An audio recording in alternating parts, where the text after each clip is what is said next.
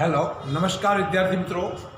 ધોરણ 10 વિષય વિજ્ઞાન પ્રકરણ નંબર 5 તત્વોનું આવર્તીય વર્ગીકરણ। હવે આની અંદર આપણે અગાઉના પિરિયડોની અંદર ડોબરેનરની ત્રિપુટી જોઈ તત્વો બારેમાં, પછી આપણે ન્યુલેનના અષ્ટકનો નિયમ જોયો, સારેગામાપા ધની।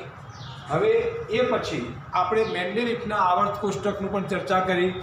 આ ત્રણેય વૈજ્ઞાનિકોએ અગાઉના ત્રણેય વૈજ્ઞાનિકોએ આને એ તત્વોને પરમાણુય દળાંકના આધારે ગોઠવવાની કોશિશ કરેલી।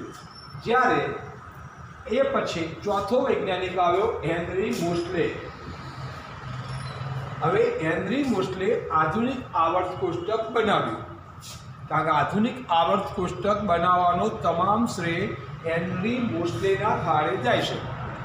કેમ કે હેનરી મોસ્લે આ જ્યારે બનાવ્યું ત્યારે એને તત્વોના પરમાણુય દળની તુલનામાં તેનો પરમાણુય ક્રમાંકને પણ ધ્યાનમાં લીધો, આધારભૂત ગણ્યો, અને એ પરમાણુય ક્રમાંકને આધારભૂત ગુણધર્મ લઈ મેન્ડેલિફે આવર્ત કોષ્ટક બનાવવાની શરૂઆત કરી।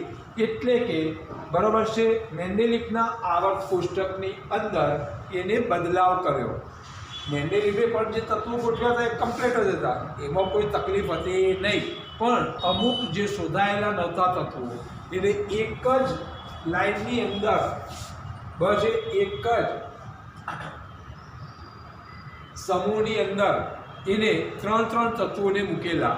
બસ આયર્ન, કોબાલ્ટ અને નિકલ। એ તમે અગાઉ જે મેં આગળના પિરિયડમાં જે પુસ્તક બનાવ્યું હતું એમાં તમે જોયું હતું। બસ પણ એ એક જ સમૂહમાં મૂકેલા હતા, એને મોસ્લે અલગ કર્યા। કારણ કે પહેલાંને શું હતું કે પરમાણુ દળ ત્રણનો સેમ પોઈન્ટમાં ડિફરન્ટ આવતો હતો, બરાબર છે, એના કારણે ત્રણને એક જ સમૂહમાં ગોઠવ્યા હતા। હવે મેન્ડેલિફના આવર્ત કોષ્ટકમાં હેનરી મોસ્લેએ બદલાવ કર્યો અને પરમાણુ ક્રમાંકના આધારે આવર્ત કોષ્ટકની એની ગોઠવણી કરી।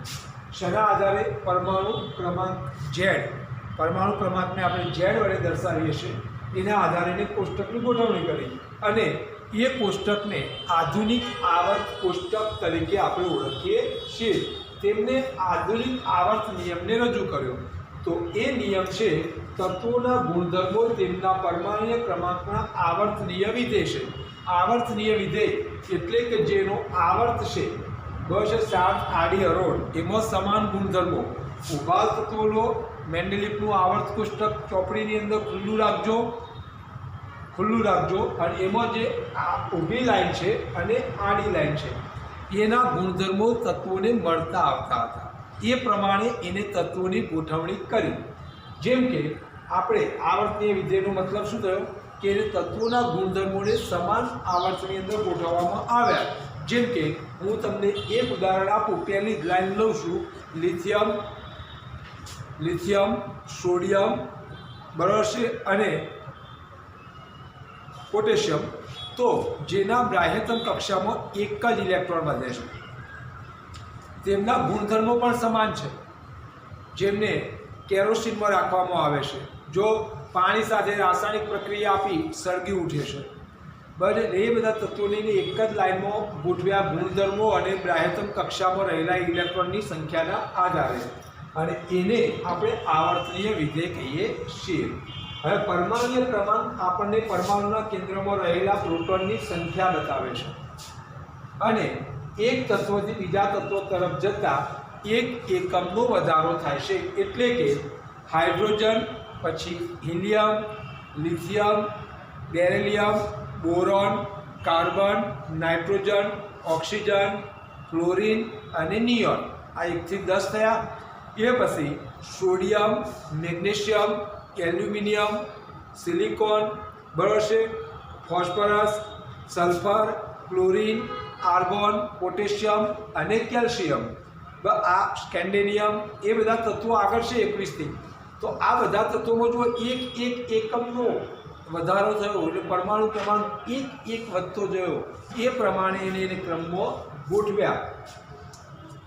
એક એકમનો વધારો તત્વોના પરમાણુ ક્રમાંકના ચડતા ક્રમમાં ગોઠવી આધુનિક આવર્ત કોષ્ટકની રચના કરી અને ભવિષ્યમાં અન્ય તત્વો બીજા શોધાશે એવી પણ એની ચોકસાઈપૂર્વક આગાહી કરેલી અને એ તત્વોના કોલમ એટલે કે ખાના ખાલી રાખ્યા અને એ પાછળથી શોધાયા એ જ કોષ્ટકની અંદર એ જ ખાલી રાખેલી જગ્યા ઉપર બંધ બેસતા આવી ગયા.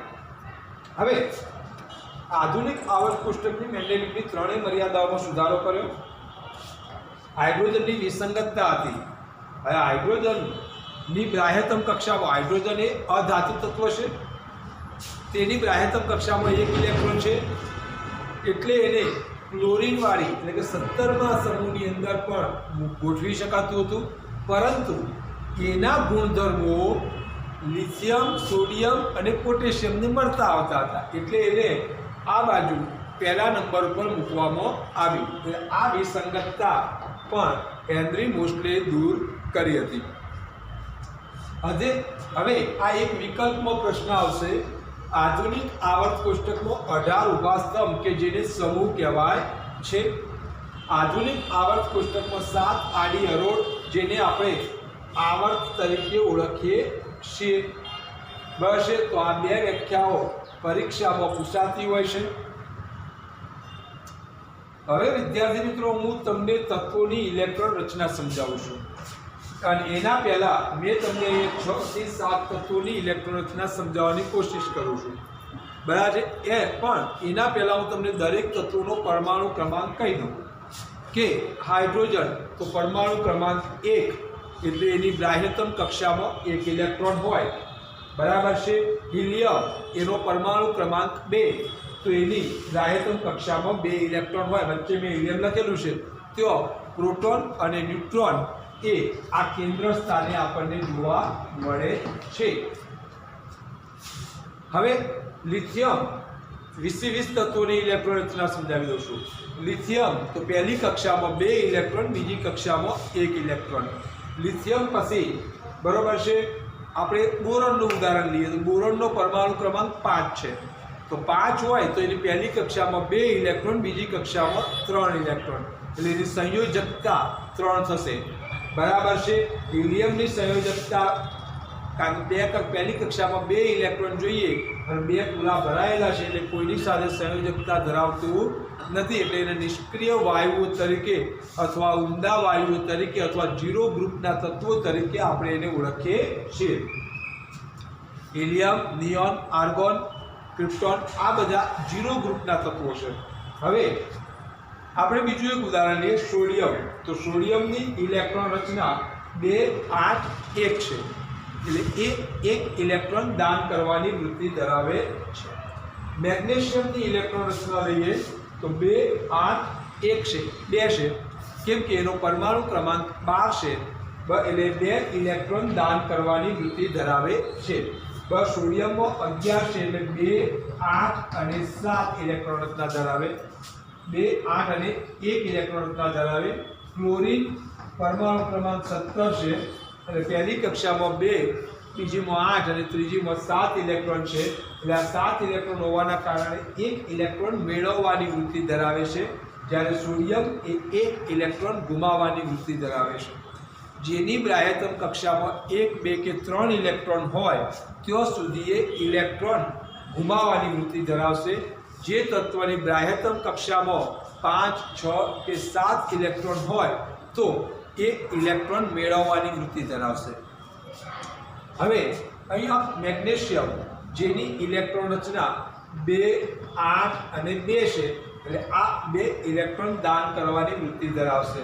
જ્યારે હાઇડ્રોજનની ઇલેક્ટ્રોન રચના 1 જ છે, તો 1 ઇલેક્ટ્રોન આપી પણ શકે છે, 1 ઇલેક્ટ્રોન લઈ પણ શકે છે. બરાબર છે. હવે હિલિયમ એ નિષ્ક્રિય વાયુ છે જે કોઈની સાથે ભાગીદારી કરતું નથી. તો આવા 20 તત્વો વિશે હું તમને માહિતી આપી દઉં છું. હાઇડ્રોજન તો 1 બાહ્યતમ કક્ષામાં 1 ઇલેક્ટ્રોન, હિલિયમ તો બાહ્યતમ કક્ષામાં 2 ઇલેક્ટ્રોન, લિથિયમ તો 2 અને 1, બેરિલિયમ તો 2 અને 2, બોરોન 2 અને 3. બરોબર છે. બોરોન પછી કાર્બન 2 અને 4. બરોબર છે. નાઇટ્રોજન 2 અને 5. બરોબર છે. નાઇટ્રોજન પછી ઓક્સિજન 2 અને 8. બરોબર છે. ક્લોરીન ફ્લોરિન બરાબર 2 અને 8 એટલે પૂરી ભરાયેલું છે. 2 અને 7 નિયોન 2 અને 8 સોડિયમ હવે બીજી કક્ષા પૂરી થઈ ગઈ કે અને એલ પૂરી થઈ ગઈ.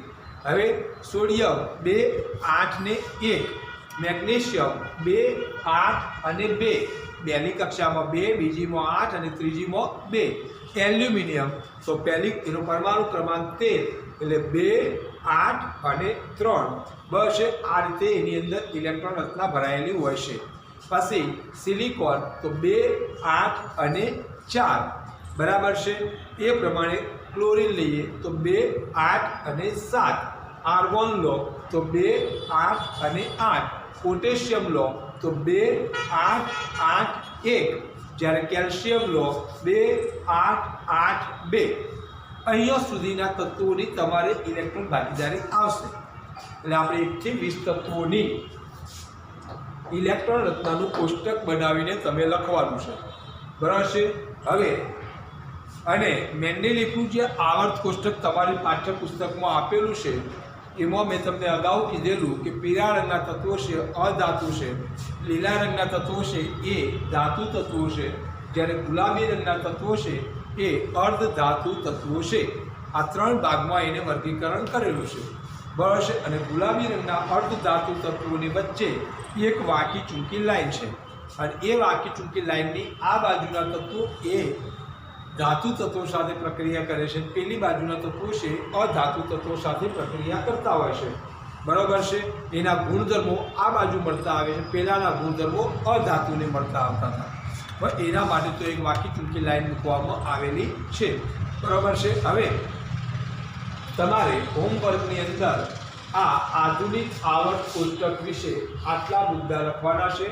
બીજો પ્રશ્ન, સમૂહ કોને કહેવાય, આવર્ત કોને કહેવાય? 1 માર્ક્સની અંદર વિકલ્પમાં કે એમસીક્યુમાં પૂછાઈ શકે. કોઈ પણ તત્વની ઇલેક્ટ્રોન રચના પૂછાઈ શકે છે. 1 માર્ક્સની અંદર દર વર્ષે પૂછાય છે. માટે તમારે 1 થી 20 તત્વોની ઇલેક્ટ્રોન રચના લખવાની છે બરાબર છે. આ રીતે સકેલા બનાવીને બરાબર છે કક્ષાઓ બનાવીને મૂકવાની છે.